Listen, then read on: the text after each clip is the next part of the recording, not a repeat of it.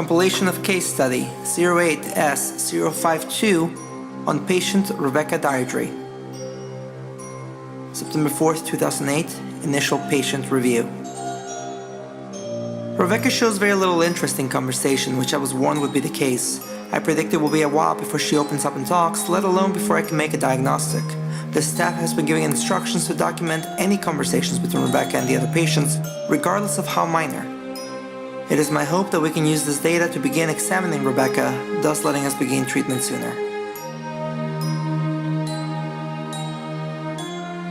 February 8th, 2009, Rebecca continues to be unresponsive during our sessions. Furthermore, she has yet to open up to any of the other patients despite their best efforts to be friendly. It's been almost 6 months since she was admitted, and she does not seem any more comfortable talking to others than she did when she arrived, opting to stay in her room whenever possible. There is a bit of interesting news, however. Today I caught her trying to sneak 2 of my therapy toys out of my office. She seems very fixated on them, and I believe this might be an avenue worth exploring, so I allowed her to keep them. July 19, 2009, Rebecca has made remarkable progress through the use of therapy puppets, carrying on conversations about her emotions and opinions for entire sessions at a time. Or rather, the puppet's emotions and opinions. She gets really frustrated and shuts down whenever I suggest she's controlling them and that these are her thoughts and ideas. Instead, I have to have conversations with the puppets as if they were real. Still, I'm getting some interesting insight into Rebecca's mind from these conversations, so for now it's fine if we take things slowly. December 10th, 2009, despite the progress Rebecca has made in terms of communicating with others through the puppets, I feel no closer to finding meaningful answers. The 2 characters that Rebecca uses to communicate, a rabbit and a bird, have vastly different personalities, conflicting emotions, thoughts, and histories, making it hard to pin down Rebecca's actual opinions. The characters are extremely fleshed out, which leads me to believe she is obsessing on them whenever she's not in sessions. This could prove to be something negative and needs to be closely monitored moving forward. May 5th, 2010, things are getting worse. Rebecca continues to obsess, showing frustration at the limitations of the therapy puppets. She shuts down whenever she is faced with circumstances the puppets could not realistically respond to and has been noted as mothering not real enough by the staff. Whether this dissatisfaction comes from the non-human nature of her characters or the simplicity of the puppets themselves, I do not know, but I believe it's irrelevant at this point. Things continue to spiral downwards, and it is time for us to take some drastic actions to take control of the situation.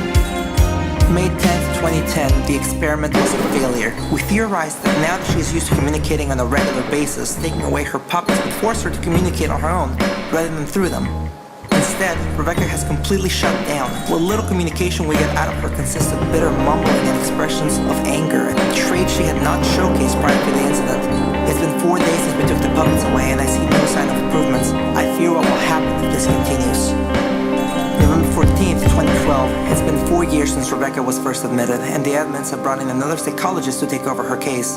Dr. Richards has already met with Rebecca and seems unnerved by the full-size puppet she uses and the ease with which she controls all of them. He questions the wisdom of letting her create them and keep them, which is fair, as these more human-like puppets are more angry, pessimistic, and at times violent with their temperaments than the old therapy puppets used to be. However, I fear what will happen should we try to take them away from her, which seems to be Dr. Richards' plan.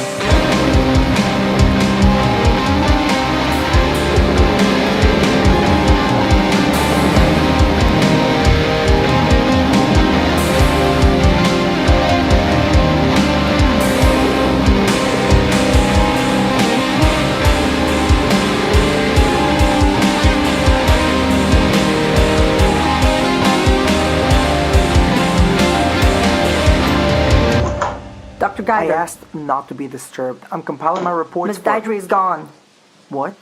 We searched everywhere, but we can't find her. Lauren's pulling up the security camera footage right now, but When did she go missing? we just noticed. We found Dr. Richards unconscious In her room?